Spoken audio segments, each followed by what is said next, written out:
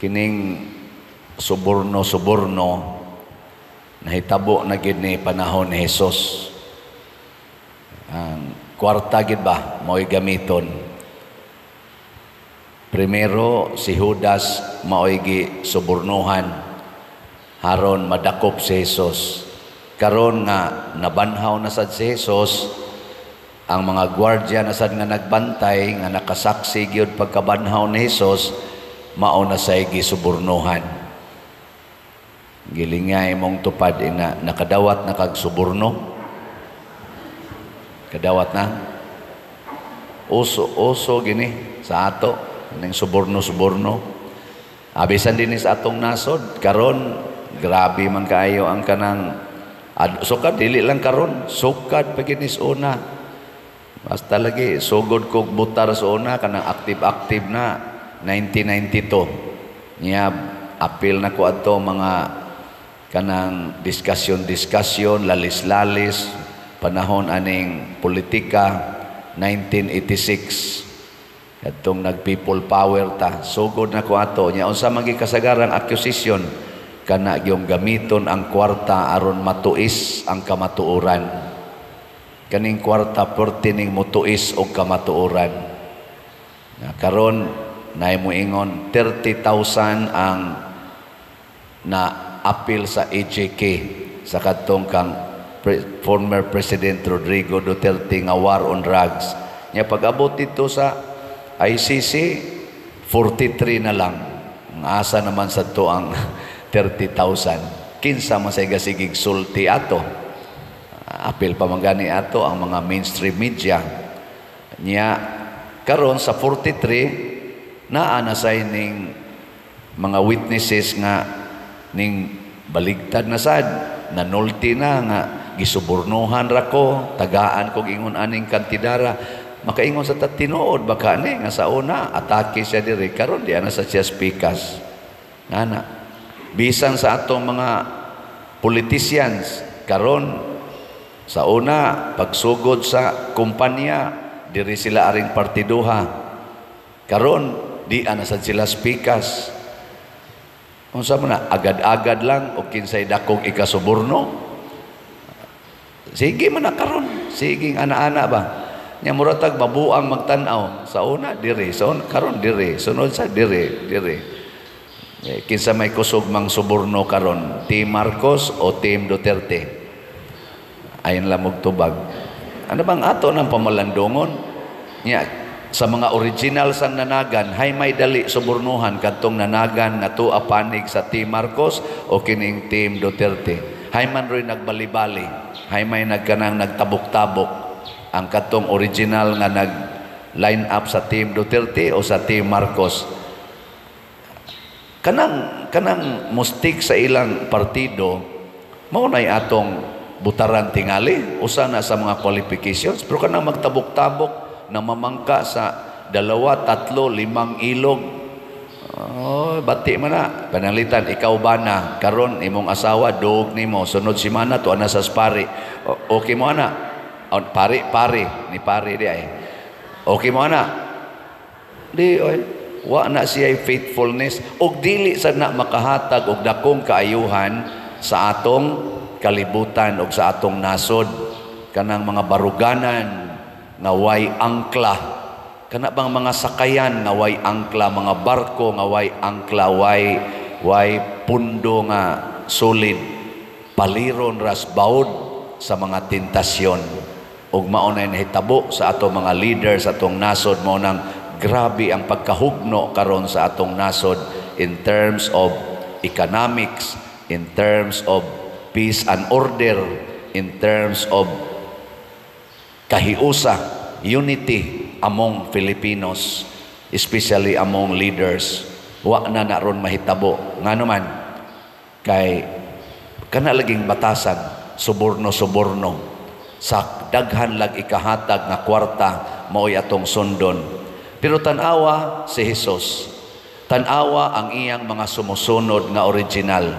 Sama nila ni San Pedro. Tinuod, nakapamakak si San Pedro. Pero sa iyang gipakita karon nga gibasa sa unang pagbasa, iya nagyong ligon ang iyang baruganan og bisan pa og hulgaon na sila sa kamatayon, bisan gani gipangpatay na gid sila, wa gyud mausab ang ilang baruganan nga si Kristo mao ang Mesiyas, si Kristo ang nagpakatawo nga Ginoo og gipatay sa mga makasasala, pero nagpakamatay apan nabanhaw. Gilingay mong tupad ing na maubasad na imong baruganan, ha? Mausad na baruganan ni San Vicente Ferrer. Si San Vicente Ferrer mangita gyud kamatuoran.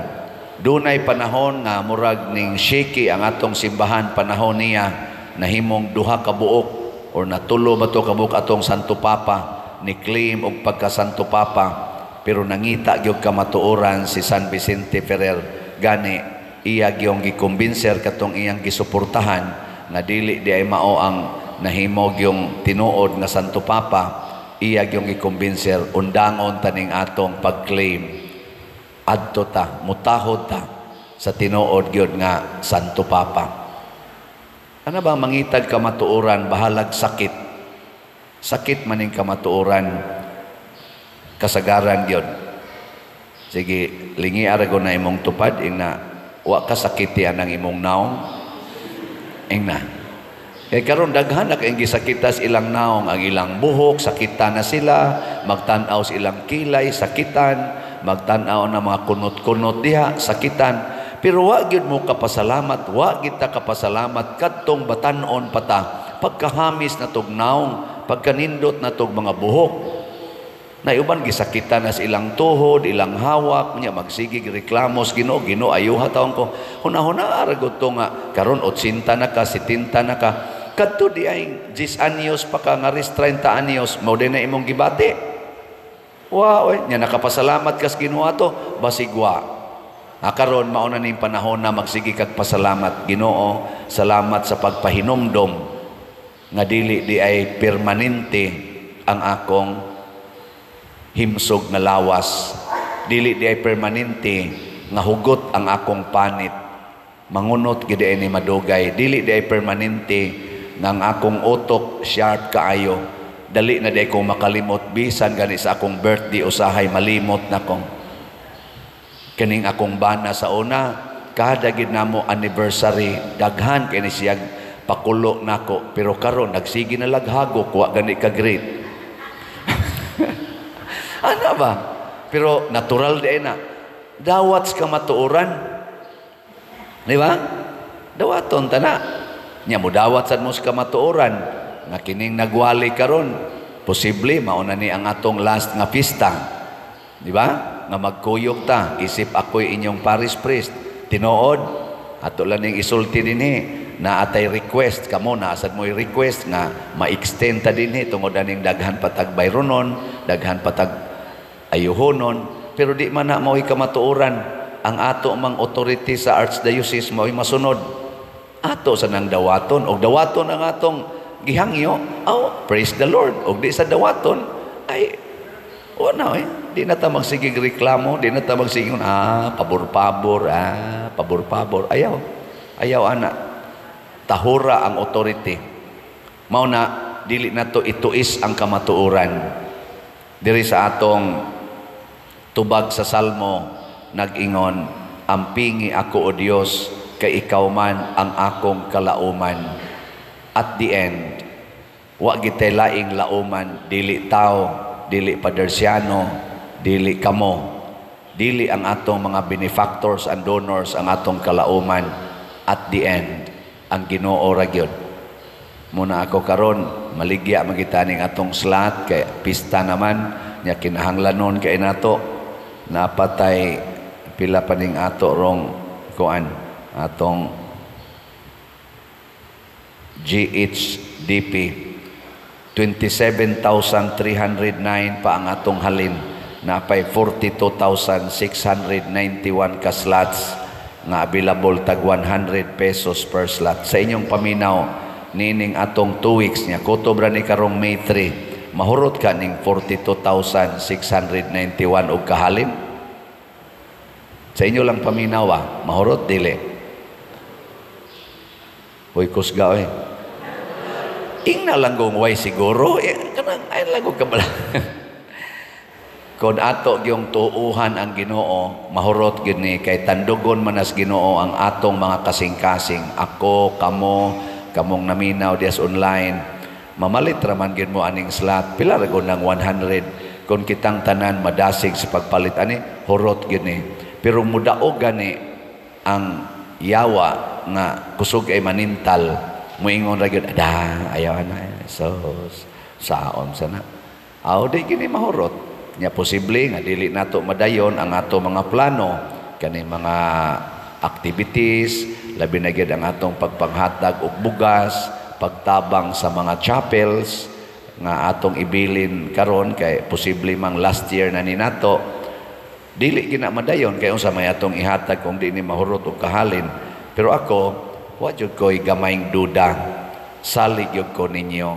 Salig sad ko aning atong mga followers, mga online nga muhatag ra gyud mo tag 100 gikan karon hangtod May 3. Nya naman ni challenge nga 12 slot challenge 1,200. Salig sad ko nga naa sa uban diha kusog kayo magpa-challenge. So na may 796 nga challenge. So kini mga igsoon isandig tanis Ginoo. Di na ni isandig sa tao. Og kamo sang mamalit og slot kay bawo sad ko nga inyo nang gibuhat tungod kay nisalig sad mos Ginoo. Wa mo mosalig anang kwarta nga inyong gihuptan. Congratulations. Og ang atong Ginoo maunay muhatag kanato sa tanang butang. Diri sa atong ebanghelyo niingon diri nga miduol si Jesus or miduol sila ni Jesus og ang gisulti ni Jesus kanila kato mga babay ang kalinaw mag-uban kaninyo. Usa gistimaan mga igsoon nga ang Ginoo atong gisunod bisag unsay atong buhaton taliwa sa kalisod, taliwa sa daghang pagsulay og mga sakit og kasakit malinawon gyud ta. Gikatapusang lingi sa imong tupad ing na malinawon ra ka karon. Hingna kano na sa imo rong nasinati malinawon ra ka. Kinsa karoy mas malinawon ang Team Marcos o Team Duterte?